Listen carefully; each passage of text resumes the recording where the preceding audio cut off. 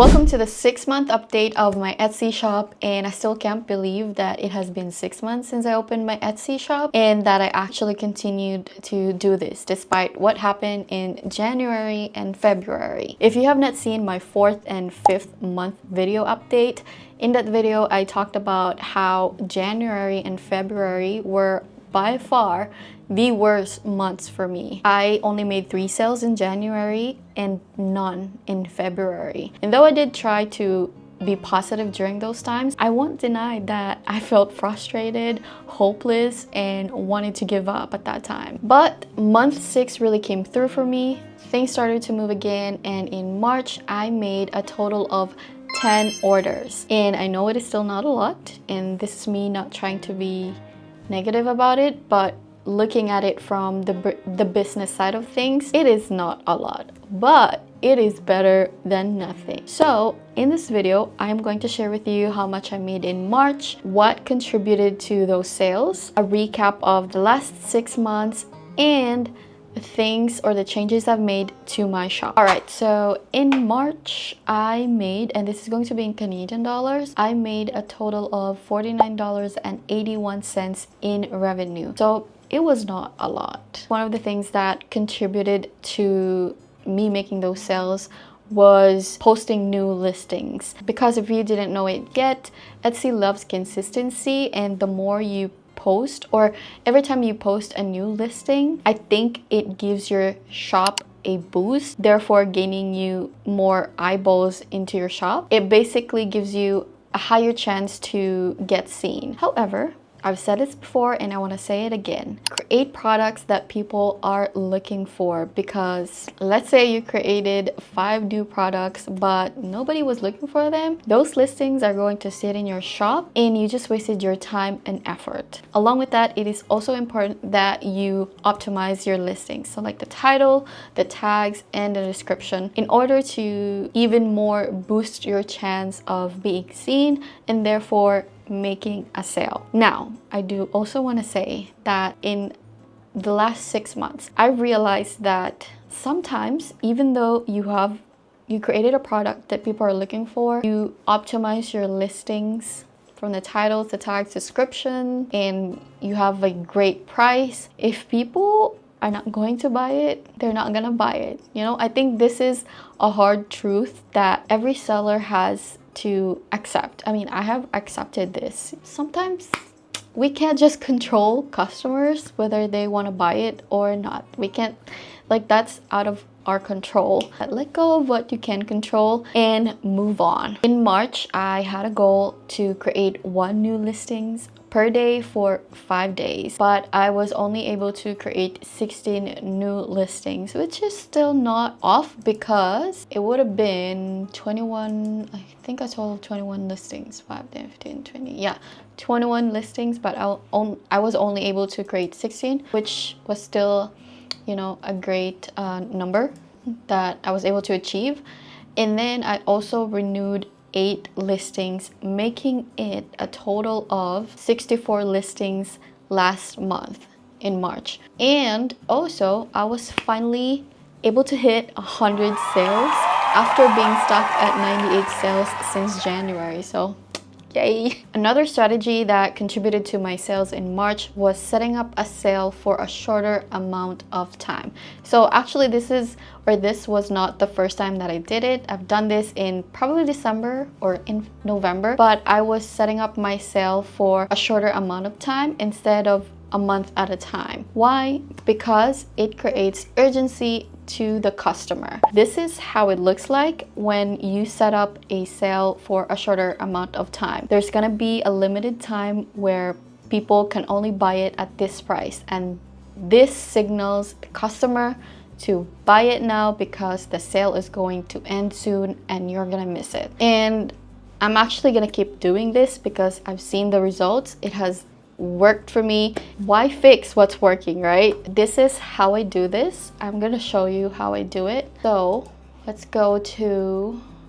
Hello, Editor Denny here. I thought I would jump in because the way I explained things in this part of the video was a little bit confusing, and I'm so sorry for the way I sound. I'm just getting over a cold.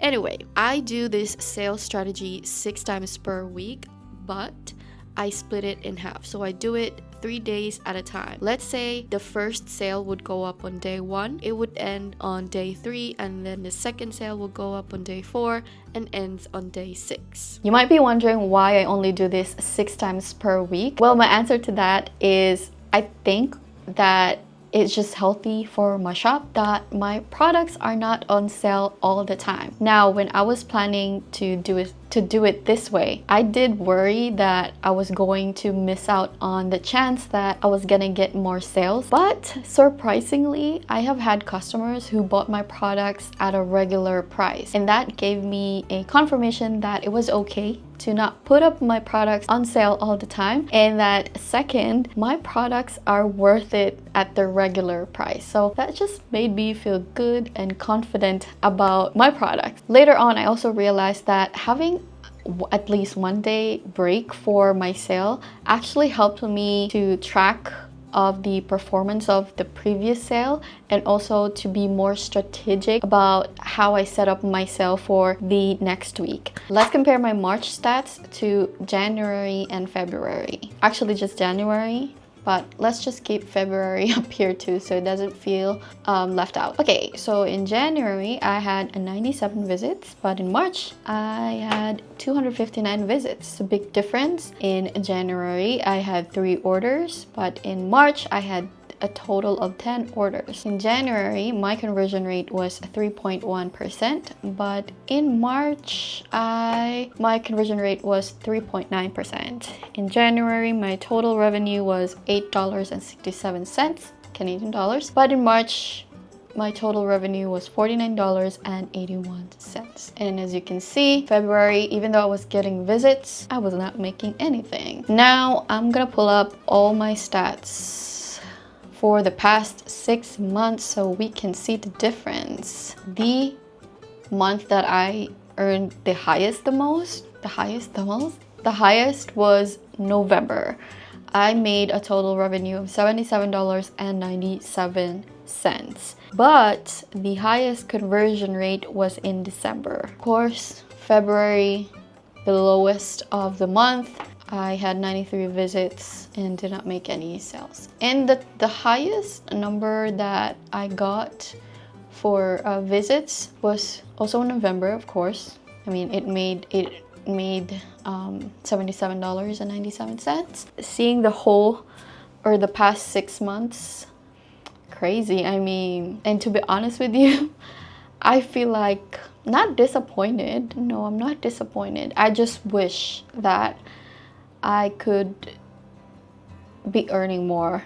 Again, we're still 6 months into this journey. We'll see what's gonna happen for the next 6 months. I'm gonna keep updating you guys until I reach the 1-year mark. So hopefully there's gonna be a big change to my shop for the next 6 months, and I hope that you guys are going to be here for that time. Now let's talk about some of the changes I've made to my Etsy shop, and one of them was, so I've added a couple of sub niche to my shop. If you remember, I sell clip art and junk journal pages, and then I discovered seamless patterns and digital bookmarks. For digital bookmarks, I discovered this when I was doing a market research for a clip art pack. I looked it up and found out that it wasn't a bad niche, like people are actually looking for digital bookmarks. So I give it a go, tried to do it myself. I actually ended up liking it, and so I decided, okay,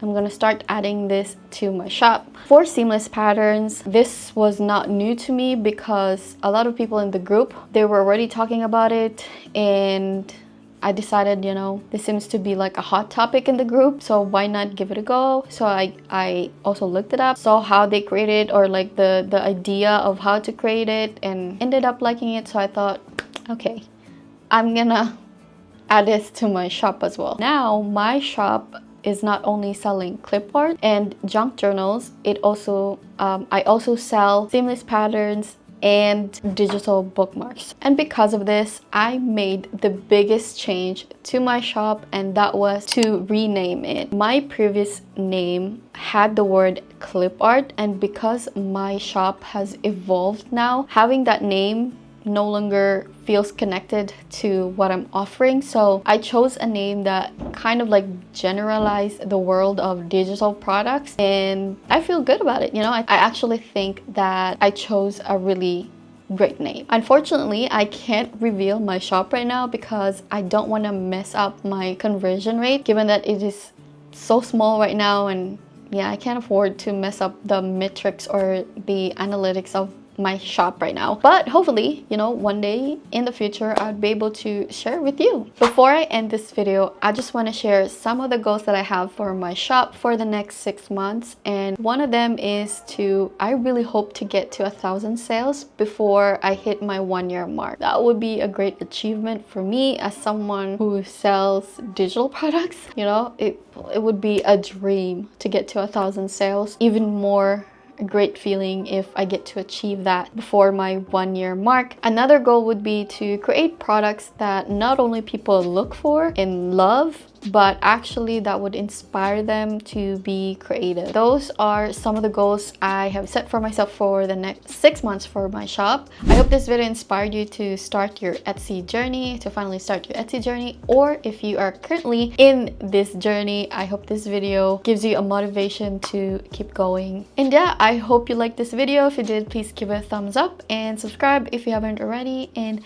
thank you so much for watching. I'll see you in my next video. Bye!